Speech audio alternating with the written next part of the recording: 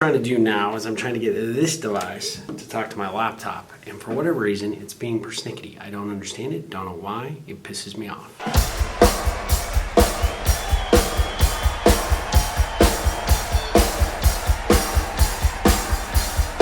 Has anybody got my Cadillac? Hey there, welcome to another edition of the Ripple Effect Podcast. I'm your host Steve Harper. And I am doing something a little bit different today. I actually tried to cut this podcast yesterday, and I have my trusty mic. I was going to redevelop the podcast around my M Audio awesome mic. I got this podcast studio thing going, and you know what?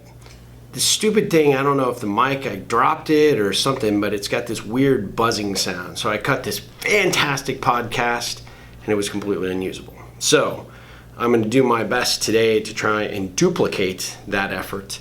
And I'm making it a little bit different because I am actually recording this for my YouTube channel as well for Ripple Life. I think this will be episode number 5, but I'm not sure. So if you haven't checked it out, look for me on YouTube under Steve Harper, and you should find our channel. And you'll see about, 4 episodes of the Ripple Life, which just gives you a little bit of insight into what I'm up to and what I do sort of day to day.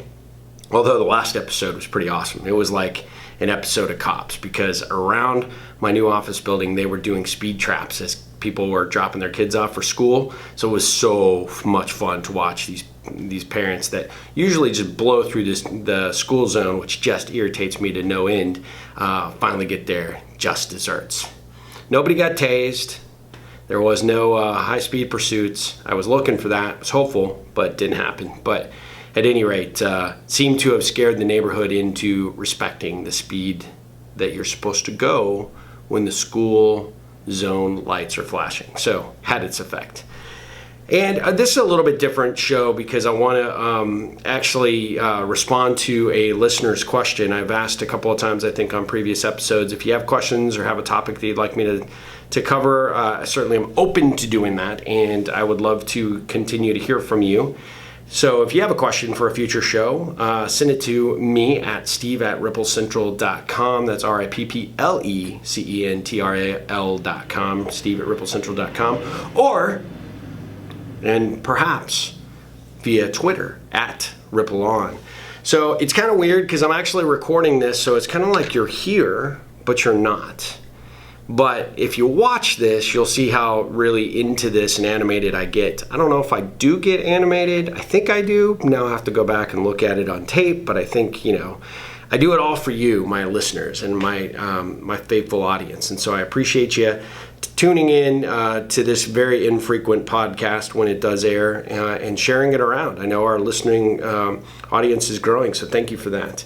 So today's question is from a startup entrepreneur. We will call him Chris. Well, we won't just call him that. That's his name.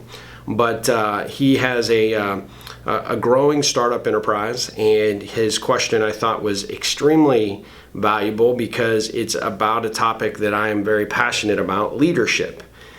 And even though he didn't put that in his question, to be completely blunt and fair, it does involve leadership. He asked me the question, so Steve, how do you pull more value from your employees? I thought, wow, that word pull was a little bit interesting. And so Chris, thank you for the question first and foremost. I actually think that there is no pulling necessary. In fact, if you try and pull, you are generally met with resistance. And so I think what you generally look for is in a good quality leader that is committed to the direction of their company, hiring the right people, making sure that their employees are committed to, the direction. Starts with good communication. You being the front and center person to make sure that everybody understands what the goals are of the business, that everybody understands their role, responsibility. If you happen to assign them a project, as a startup business, I know how it is. We do a lot of things, wear a lot of hats. We often are asking our employees to do the same, and sometimes we ask them to do things that are outside of their comfort zone. But you being able to effectively communicate why you're asking them, why you're putting that trust and faith in them to get the job done, will go a long ways towards helping them build their confidence and deliver the result. And so I'm a big believer communication is kind of key. Also, I'm a big believer that rather than pulling, you tease it out of them by helping them understand that you look at them beyond just their role or job function. And I think a good leader always tries to find what are the skills and abilities that our individuals have that we may not be leveraging or taking advantage of. And I mean taking advantage of in the purest of form, not trying to get one over on them or get more than we should out of our people, but actually what skills and abilities do they have from previous jobs or experience or previous education or just their general interests. When you start to engage your employees and you're able to kind of, get to know them as individuals, you'll get to learn some of the capabilities that they have that maybe not, necessarily evident in their job. And I think that's kind of a critical component because when they see you investing your time and energy and getting to know who they are and continually seeking to deepen and strengthen that relationship with them, the comfort level starts to rise and they will begin to give more of themselves as these engagements continue. And so that's how you tease a bit more out of them. And the other thing I would say is, and this kind of goes back to kind of the old adage from when I grew up is, kind of going back to kids. Kids should be heard, should be seen, not heard, I should say. And I had this buddy that I hung around with, when I was like, maybe 6, 7, or 8, in the neighborhood. And he and I were just like, we had a blast doing stuff. And we would often go to one another's houses. And it was really funny because I would be more comfortable at my house because there wasn't this impending doom that seemed to cloud his house.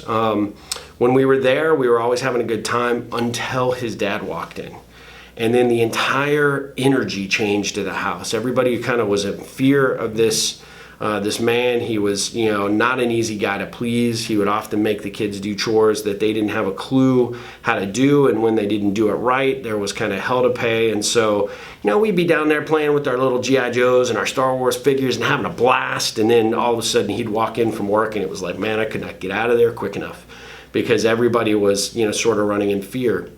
And it's kind of interesting that I noticed that at such a young age, but then being in the professional world, whether it's consulting or a coaching engagement, I work with a number of different companies, see a lot of different environments, whether I'm, doing those things or I'm coming in for a day presentation. And you see the same type of behavior permeate a lot of these enterprises, these businesses where, everybody's kind of happy-go-lucky, sort of enthusiastic about what's going on until the boss walks in.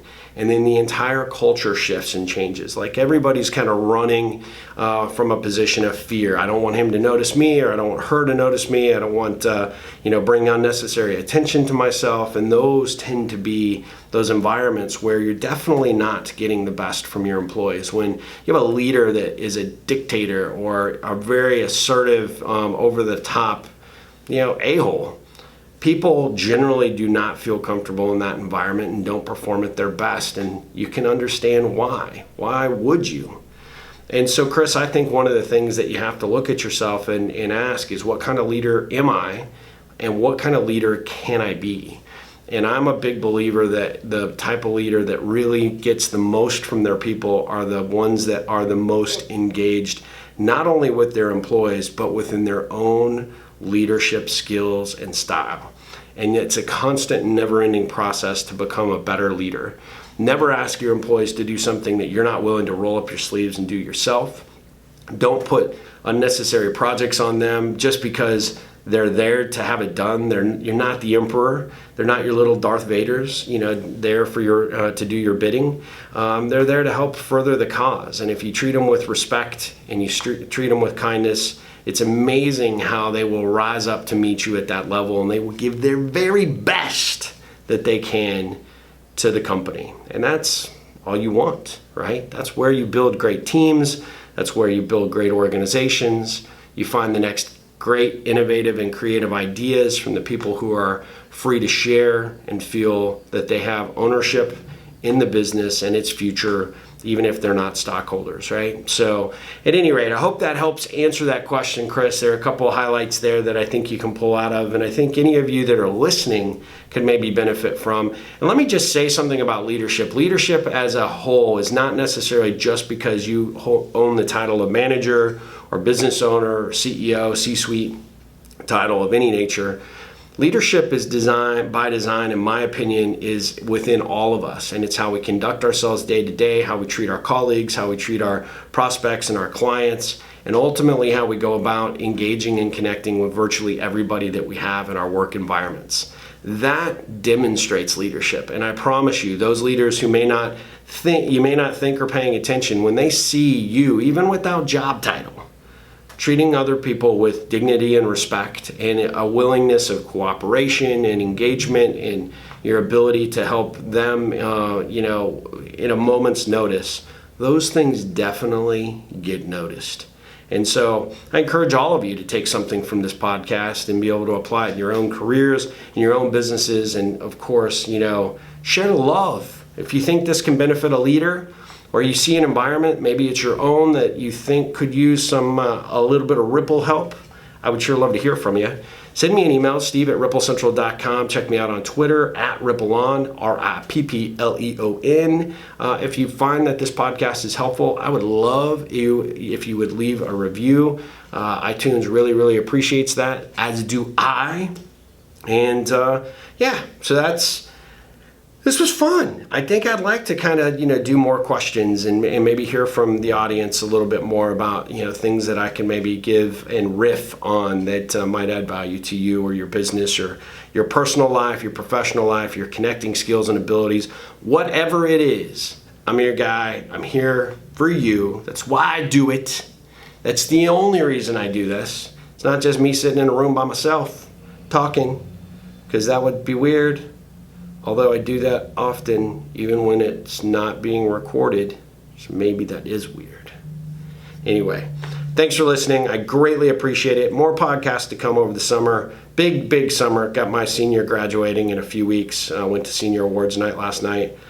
And man, the kid just makes me so proud. We've done a good job as parents. I'm going to enjoy the next couple of weeks and seeing this new transition into his new life. It's going to be exciting and very, very difficult on his mom and myself. But we will get through it somehow. Yeah. And so, you'll hear more about that, I'm sure, in the coming podcasts about the transition, the change of life with a kid that's leaving to go away to college and all that. So keep those questions coming, steve@ripplecentral.com. Again, on Twitter, if I haven't bothered you enough with that and you're not following me yet, follow me. Ripple Thoughts of the Day go out there, dude. I'm telling you, they're pretty good sometimes. Not all the time. Not going to give you a 100% money back guarantee, but sometimes they're pretty all right. So anyway, thank you for listening. I appreciate your time. And as always, ripple on. That's it. That's how I cut it. That's what I do. And now, because I'm not a very good or patient individual, much like my videos, I will just take this and I will then take this and I will go and I will just immediately put it into my editing software and I will upload it to the netherworld. That's my plan anyway. So now, believe it or not, I did all that without my first cup of coffee. But now coffee is required. Last chance. Well, take me to the Cadillac. Cadillac. Rolling rock, shining black. Pulled up to my house today.